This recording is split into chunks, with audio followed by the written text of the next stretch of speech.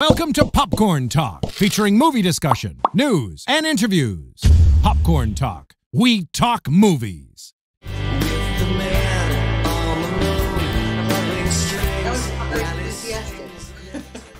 For those of you guys who are just tuning in, peek behind the curtain. Our producer is imitating the voice of our voice of God. Ooh, now we're hearing far more than I think. Very loud.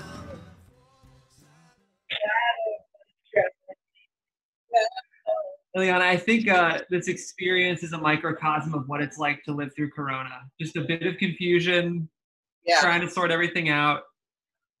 That was Sparhusen there. Yes. A little snippet of that. Well, hello, Jeff. How's it going?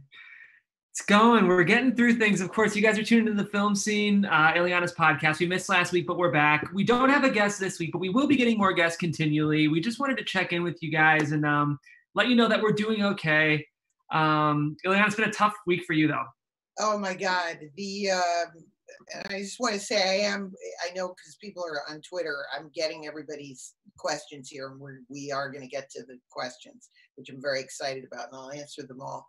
But it was very strange. I think this whole coronavirus thing is going to be peaks and valleys for everybody, because yesterday for me was actually my best day so far. I got up, one of my dance teachers started doing online, so I did the online class. A neighbor, because I can't stand in the 45-minute supermarket lines, a neighbor went and got me fresh salmon. I was in tears. I just thought it was such a kind thing to do. I went on a bike ride and I thought, yeah, I can handle this. And then I came home and I found out, that Adam Schlesinger had died. And I think I sat in a chair and just stared for 2 hours. Just in a state of shock, absolute shock. And the repercussions of this on so many levels, just to the world of entertainment. I think he's a person that, maybe people might know the band Fountains of Wayne, but they don't. He was involved with so many great things. Tom Hanks, That Thing You Do, Cry Baby, the musical on Broadway. Of course, My Crazy Ex-Girlfriend, which was phenomenal. Stephen Colbert's Christmas Show. He just was an irreplaceable talent. And, there's, in my small little way, there was a project we were talking about maybe working together, and just the idea that he's gone, I'm just kind of comprehending it in a very small way, but it made me realize that even though I'm, maybe even the first person in my circle to lose someone, that we're all, by the end of this, going to lose a lot of people, and the repercussions of it are just going to be staggering, And the worst thing, I was just going to say, up until last week, it kind of felt like this was a disease that mostly targeted people who had lived really long lives. Right. But I feel like all of a sudden, people who I assumed to be invincible, like you think of Adam Schlesinger, as someone who just, obviously incredibly famous, talented, wealthy enough to, you'd assume had the resources to fight this. So to hear that people like him, he's only in his early 50s. Right. This is real stuff. This is wartime right now, and we're all going to lose people we love. Yeah, and I was thinking that how sad it was going to be that, in years from now, 10, 20 years from now, and people look him up on Wikipedia, they'll hear a song of his and they'll read about him and they'll say, wow, did people actually die of coronavirus? It'll be this strange thing that we won't, that it just, unfortunately, all the people that it hit first aren't going to have the benefit of surviving this thing. You're so right. Because at some point it will become probably vaccinated, will protect against it. But you think of famous people who died of the Spanish flu, which now seems like ancient history. Of course. We're living through that right now. Yeah. And then just on a very small level, this other guy that I worked with early on, Mark Blum, who was in a movie I did called Search and Destroy many years ago. He went into producing. He was in Desperately Seeking Susan. He was the first person that I said, wow, somebody actually worked with. So it's very intense. The other thing that has really hit me just in the world of entertainment, I really don't think early on I sort of felt, well, things are going to change and we'll get kind of back to the way we are. But now I really feel like entertainment is going to change in just a fundamental way. I don't know what that is yet, but I think it's really going to change. One of the things I've noticed, you said you weren't watching the talk shows as much as I have, but you know, there's an intimacy now with everybody doing the show from home where the humor really is no longer forced.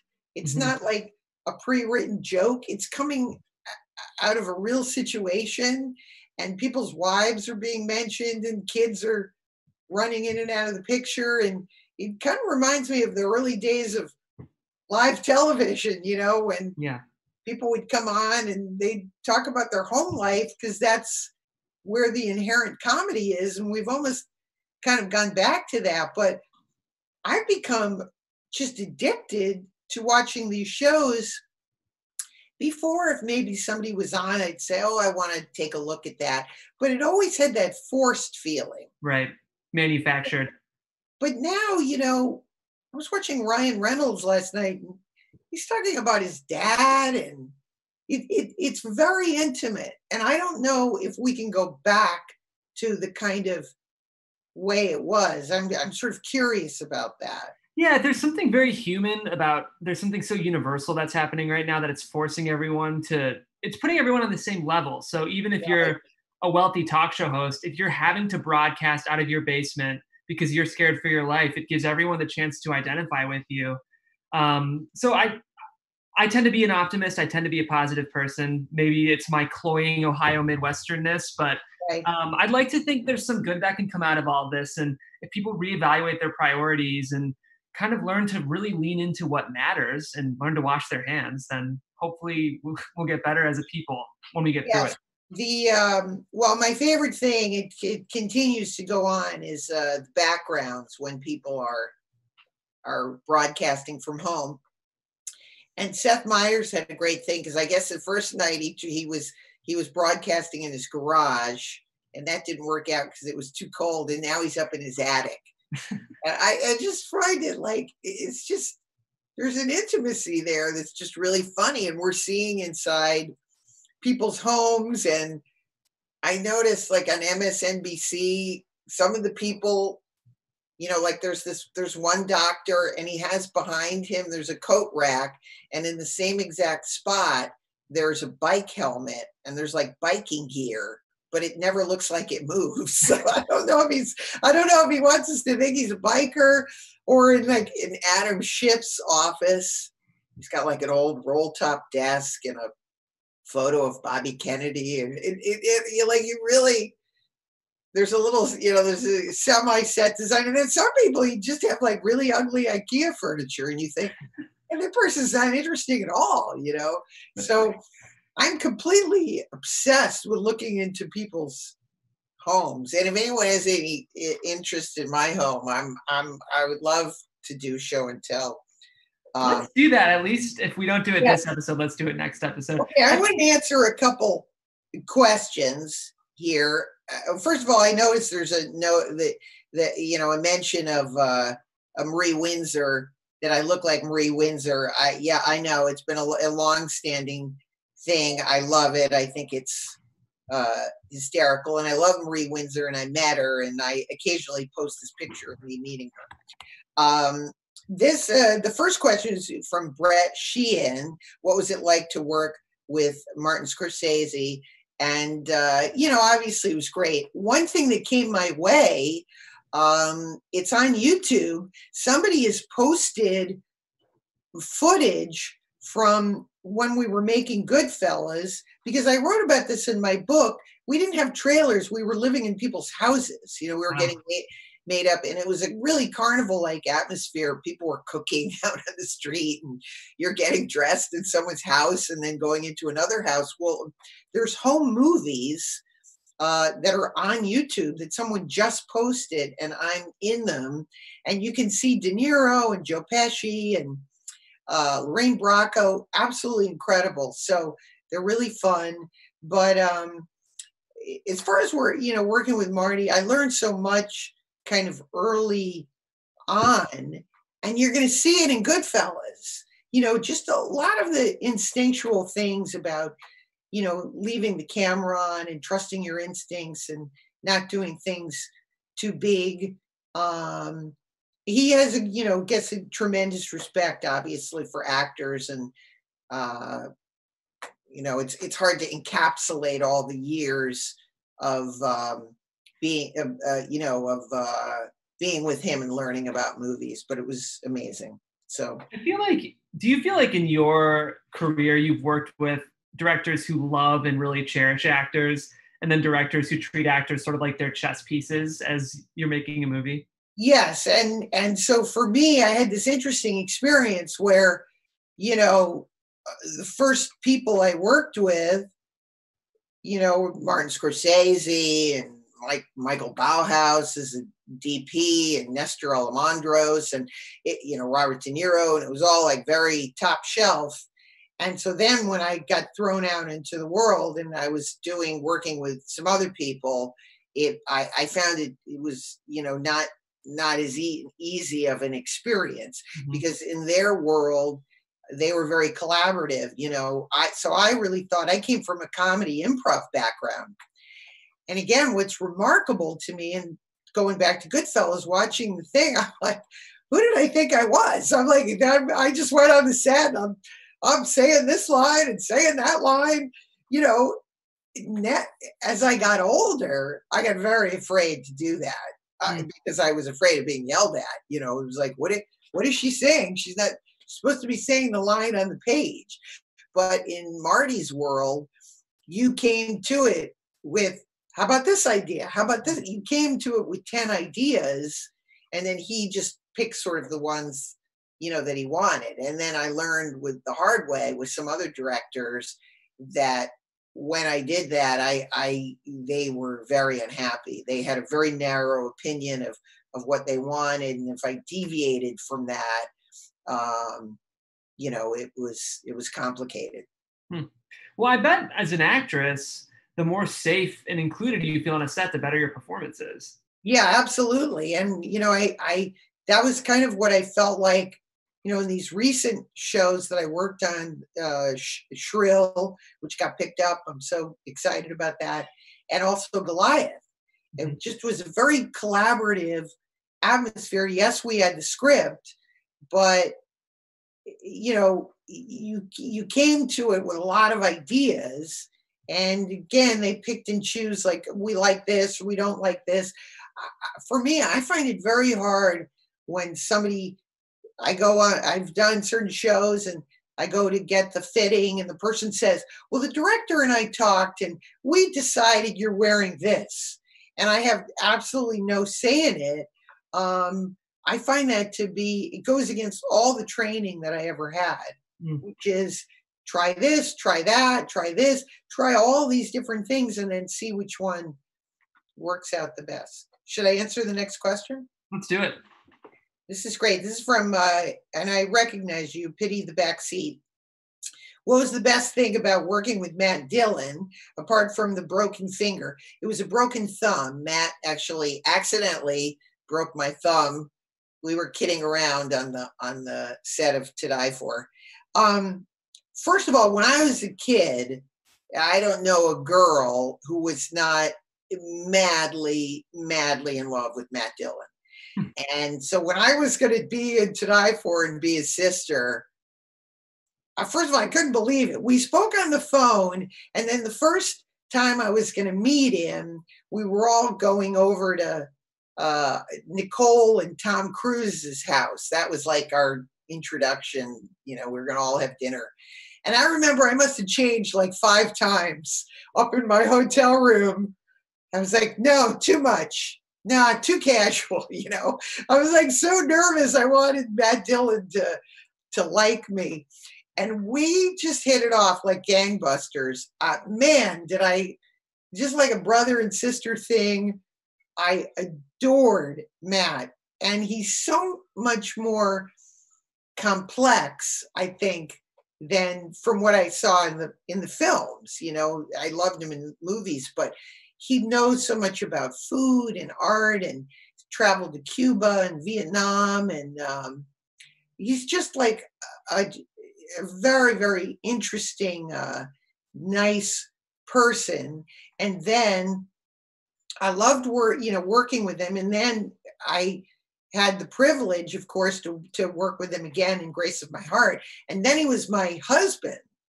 And it was very hard to transition from the brother-sister relationship we had.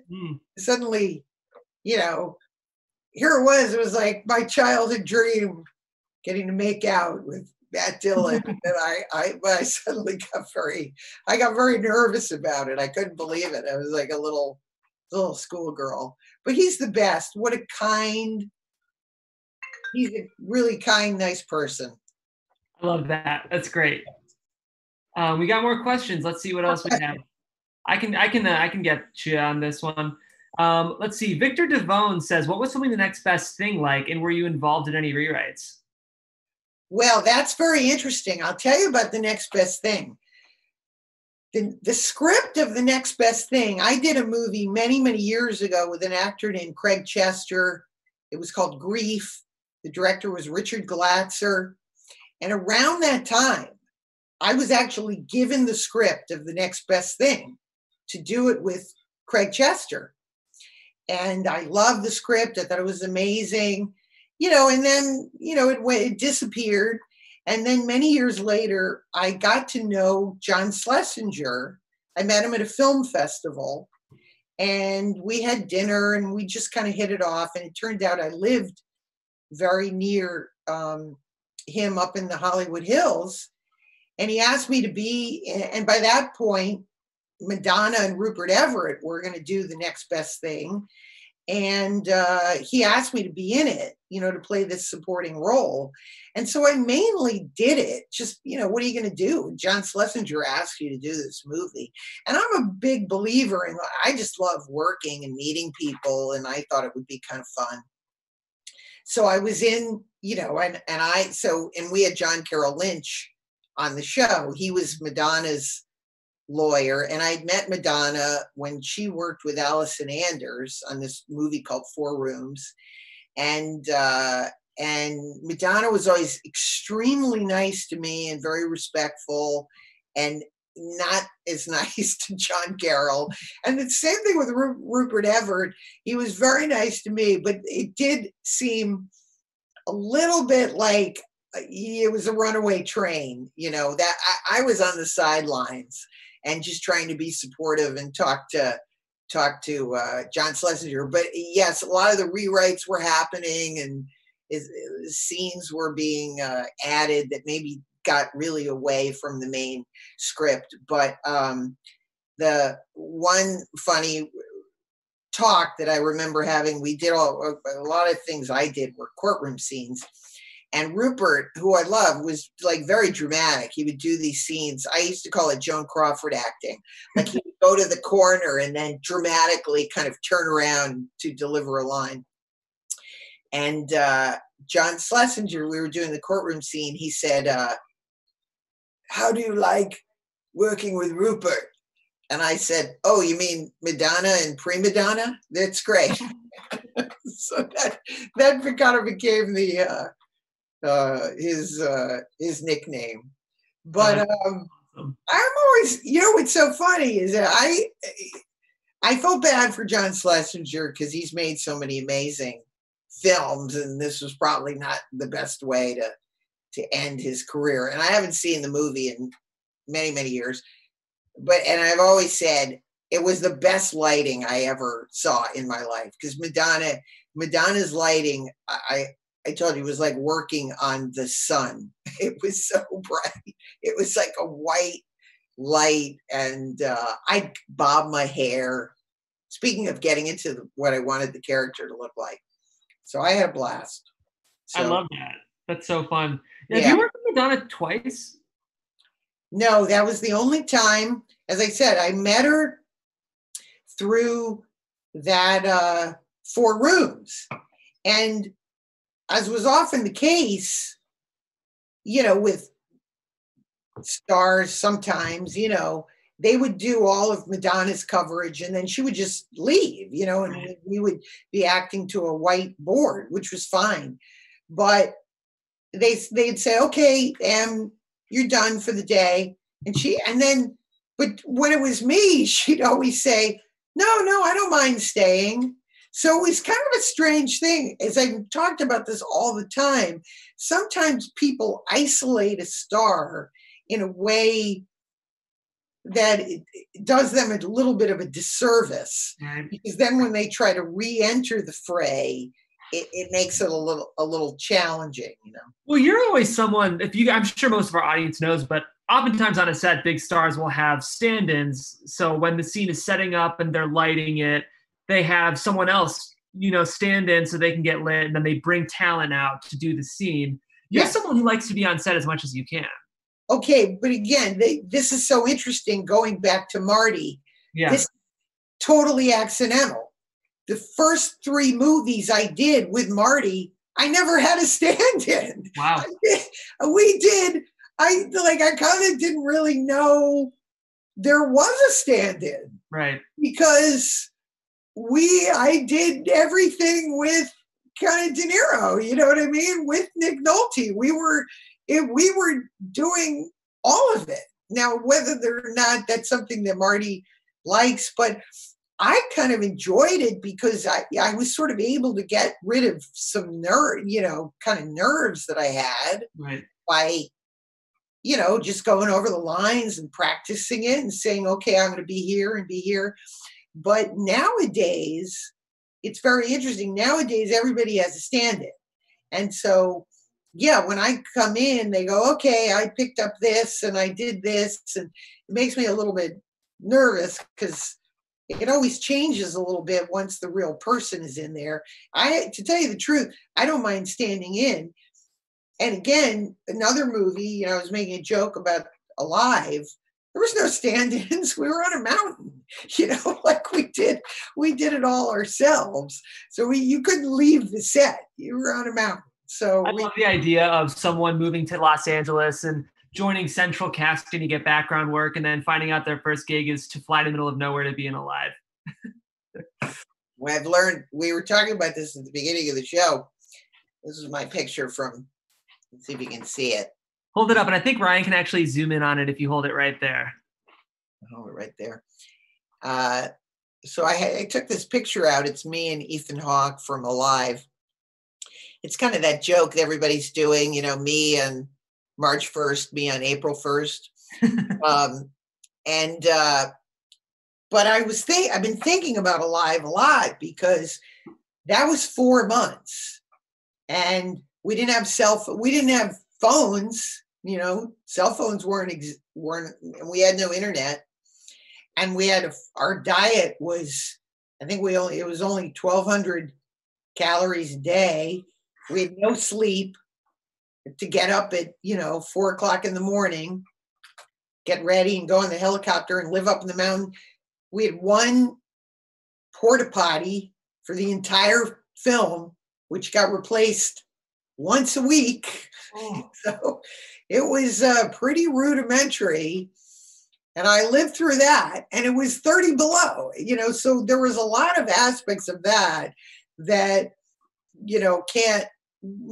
this just staying indoors is not as bad as we think. But I do know just the psychological implications from Alive did change my life and changed everybody else's life. The idea that I wore something for 4 months, we were encouraged not to take a shower, things like that. So they're all kind of doing, I'm thinking about those a lot.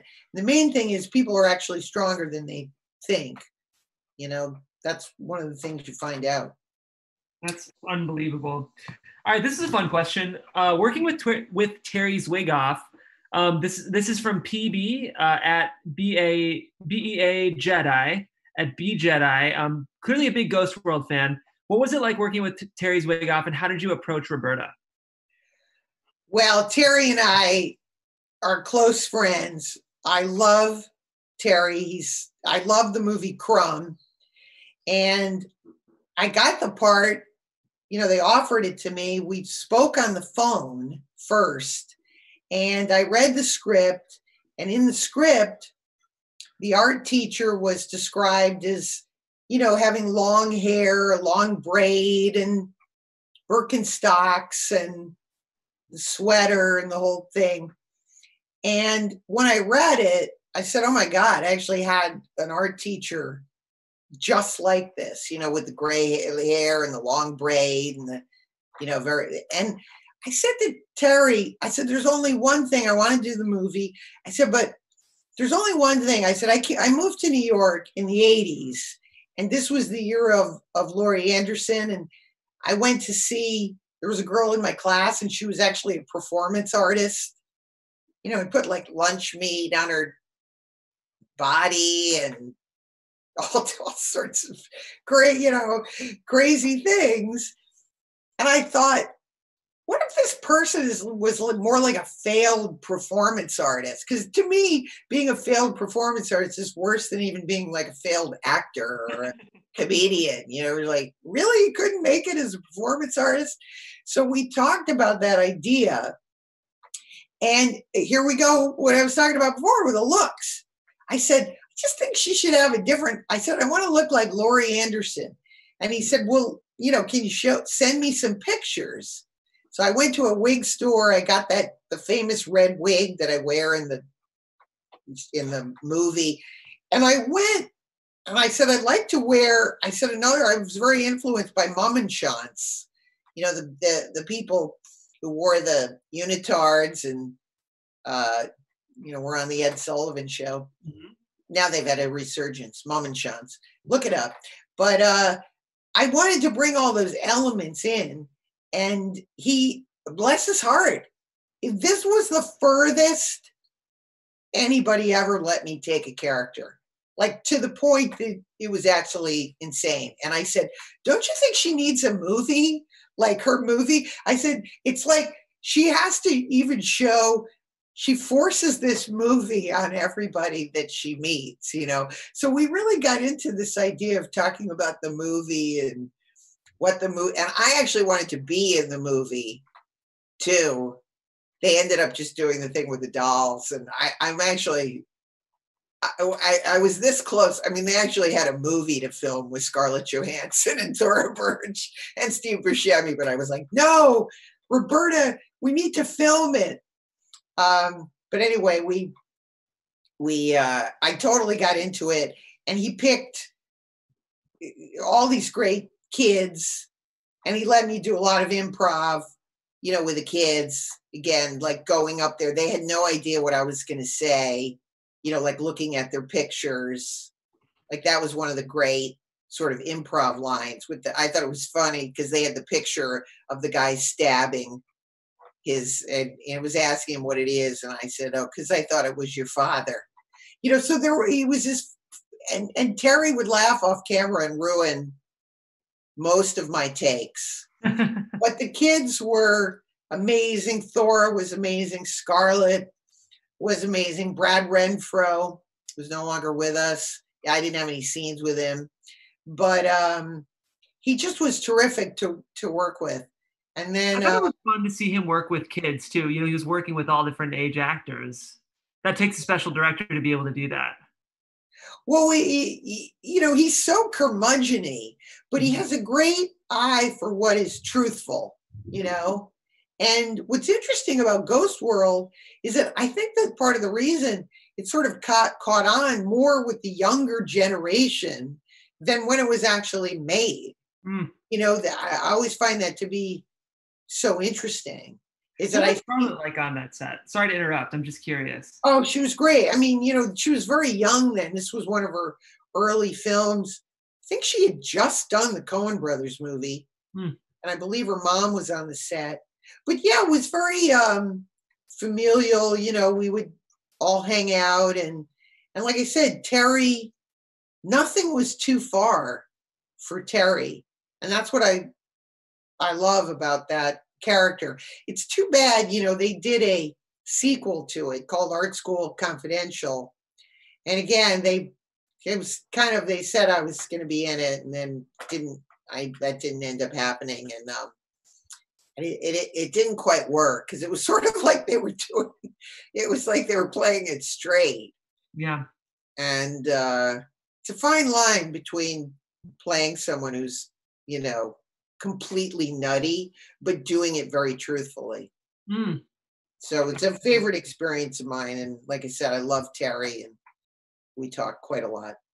So this is a good question. This comes from Rai Lasso at dailyherald.com. He says, I loved you in the show Action. The first few episodes were brilliant, but then it kind of spun off into an odd direction and it felt like the ending was rushed. I loved you in it, though. What happened with that show? Well, a whole podcast needs to be done about Action, which I would love for that to happen.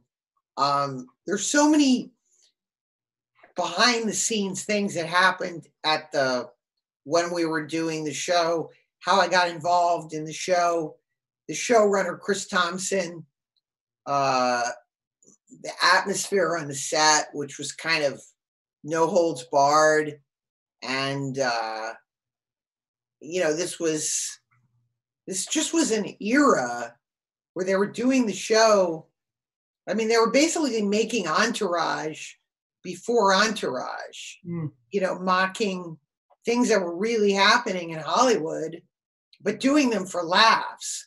But it was kind of like a fine line for me to be playing a character, you know, and I've told the story many times before. There was a particular thing, it just started getting like, cool, why don't we do this shocking thing? And why don't we do this shocking thing? And when I mentioned, you know, to Chris Thompson, there was, you know, we read the script and there was something really, really sexual.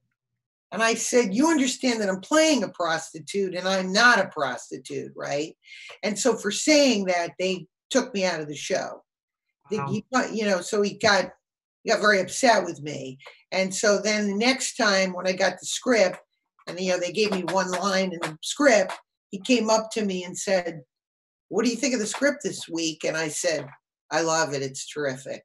And it was a big learning lesson of absolute terror, you know, of, yeah, you're not working with Martin Scorsese anymore, are you?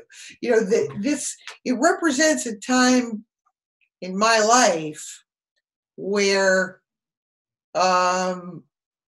there was no creative license. You know, I love Jay Moore and Ted Demme, who did the original pilot.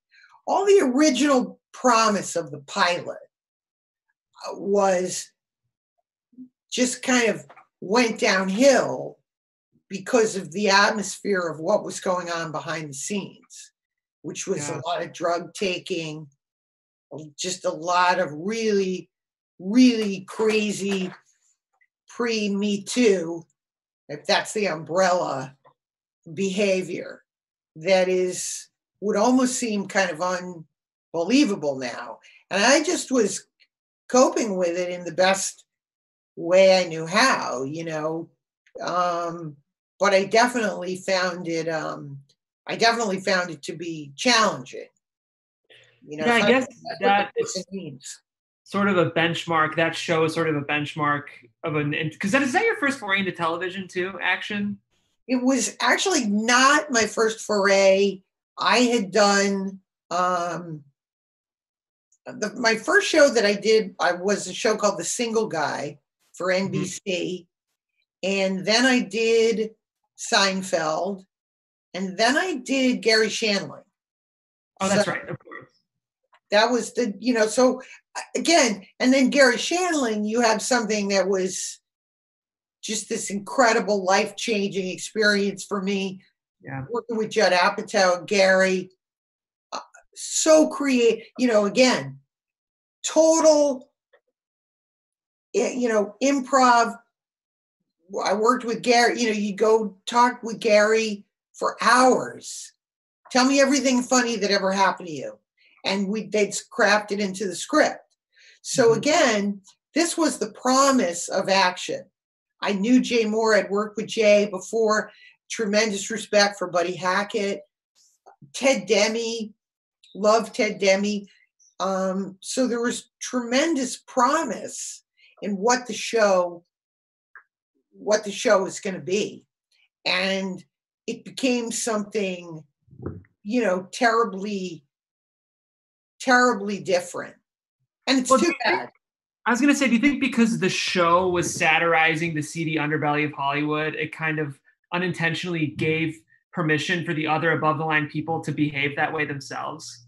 Well, again, this is, it's going to be like, I would say that it's like Rashomon, where everyone is going to have their own opinion. Right. But in my opinion, because Chris Thompson is dead, he died from doing drugs. My feeling is he was at the helm of the show. And because of his attitude and because of some of the writers that he hired, the show degenerated into, again, people having casting calls for actresses to come in and writing phony scenes that never happened, for people to be topless in a scene and thinking it's funny. And this was, but and I'm not singling anybody out. This was in the mid-90s. This was called, what it was for me looking at this in 2020, it was being an actress in the 90s was very much like this. So I went from a very artistic kind of bubble to going to Hollywood and thinking, wow, things are pretty different here, and it seemed to be the 98 and 99. This was the apex of bad behavior. It's funny. And if you said anything about it, you were kind of a prig or a prude or uptight, all those kind of things. And so that's, that was my experience. And again, some things are so hot potato, I can't even talk about them because it would be like a Ronan Farrow investigation. You'd be like, wait a minute, we were doing this for laughs. It's very interesting. And so I have very mixed feelings about the show. It was one of my favorite characters, and the pilot was one of the greatest experiences I ever had. And I loved Jay Moore, and I thought we had incredible chemistry. And I really, really was looking forward, to what we were going to do. But it turned into, having Steve Garvey on the show and me having to improv jokes with him, about having sex with him and 3 ways with him and Mookie Wilson. Like, it was a little surreal. It was a little surreal. And I would always think, like, I'm working with Steve Garvey. And now we're doing, that was sort of the joke of every episode of my being a prostitute, So anyway. So Nancy Skaggs says, I adored your performance in Grace of My Heart. What is your favorite memory of portraying Denise Waverly? And I'd love to talk a bit about Allison Anders because at least from my platform, I'm hoping that experience was pretty different than a show like Action. We have about 5 minutes. This will be our last question. Oh, okay. God, because I see there's so many good ones. Stir of Echoes. I'll do a little bit on Stir of Echoes too. But Grace of My Heart was one of the most incredible experiences of my life. Just a complete labor of love. I write about it in my book. I blame Dennis Hopper. Allison wrote, the script for me. we cast all the people that we love: Eric Stoltz, John Turturro, Matt Dillon. You know, I just gave 180% to the film every single day. I guess, you know, my favorite day on the set was probably doing the singing scene, although ultimately, you know, they didn't let me do the song, so I was kind of disappointed about that. But I wanted to do something really daring, and in that sense, Allison was very collaborative with me. We came to the scene, which is where, and in my mind, I wanted it to be an audition because auditioning is so stressful. And I wanted to, by the end of the song, for me and Matt Dillon to be in love. And so I wanted to portray, to start out the song with like this incredible nervous energy and fear, and almost like I'm going to start crying and I'm going to fall apart. And that through the process of singing the song, I gained this confidence, a kind of an anger and a rage. Like I go through, if you look at the scene, I go through every single emotion with Matt Dillon. It's like a love scene. And I think I could have only done that with Matt because we had this kind of brother-sister relationship from To Die For. And I think he was surprised by it because I've very much always been a person like, well, she's kind of funny and lighthearted and doesn't really have any deep angst. And then all of a sudden it was like, whoa, you know, I wanted to just throw a lot of emotion at him. And by the end of the song, it's like they're in love and they're almost going to like start kissing by the end of the song.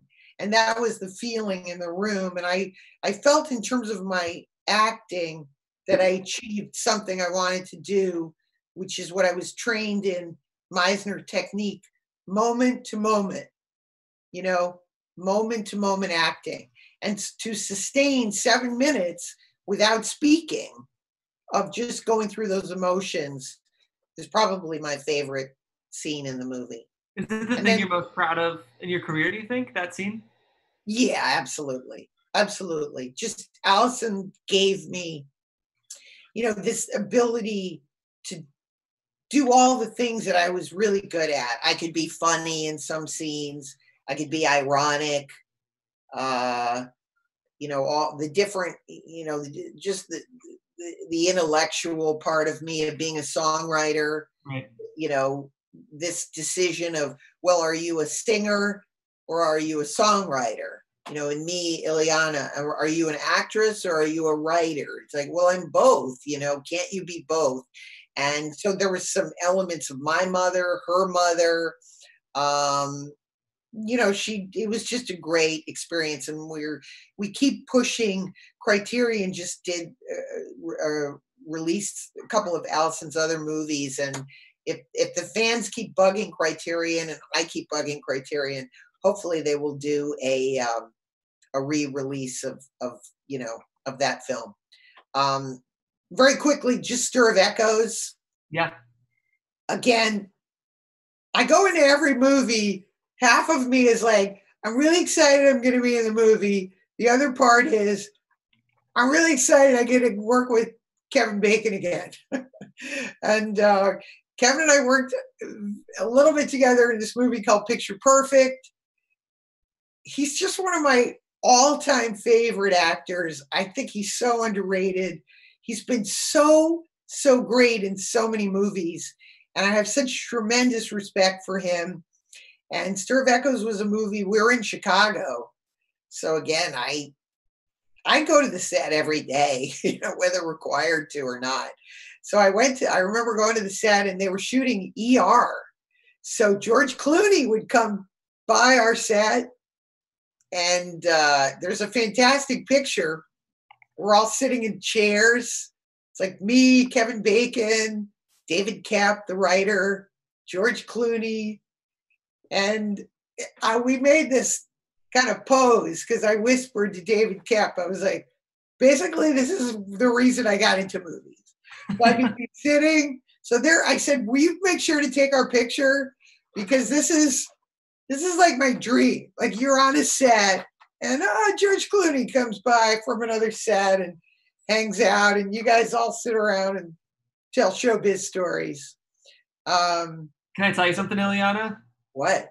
This is the reason I got into podcasting, so I can relate. But I love Stir of Echoes. The writer, I think it's Richard Matheson. He did The Incredible Shrinking Man. And I got to meet him when the movie was over. And the best, I think David Koepp is just a fantastic writer and director. I loved working with him. And I know somebody was asking because the part was originally a man and then they made it a woman. And there was actually another actress who was supposed to do the part. And I went in and auditioned for it. And I knocked her out. So always go to the audition, because you never know what's going to happen. I came in and David Koepp said, we actually already have this actress in mind, but if you want to audition, and I said, I am this part. Like, if you put me in the movie, it will enhance this part. And in the end, I got the part. And the only big contribution I had was that I did suggest to David that we go get hypnotized. And we did that. And it changed the whole movie. And I subsequently, the guy who hypnotized us, who was in Chicago, he told me I was highly hypnotizable. I was like, duh, I could have told you that. But I subsequently went back a couple times and it was incredible. I love getting hypnotized, but I thought that imparted a lot into my character and making it believable. The part that was unbelievable was me smoking pot, because I'm actually not a pot smoker, which I found funny. Everybody was so surprised that I wasn't a pothead. I think you portray so many quirky free spirits that we all assume it. But Illeana, this was so great. I think we should do this next week again. We have all these amazing questions. What else are we doing right now? So I love answering the questions.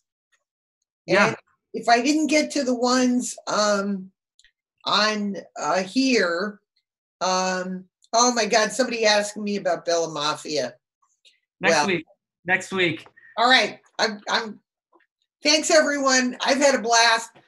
If there's anything you want to see in the house, I have set designed totally. Well, not too much. That's what we'll do. So next week is the house tour and the rest of the questions. Illeana, life is like a movie with a beginning, a middle, and an end. And we'll see you next week. It's actually been really fun. I needed this. Me too. Okay. Right. See you next week. Bye, kids. From producers Maria Menounos, Kevin Undergaro, and the entire Popcorn Talk Network, we would like to thank you for tuning in. For questions or comments, be sure to visit popcorntalk.com. I'm Sir Richard Wentworth, and this has been a presentation of the Popcorn Talk Network.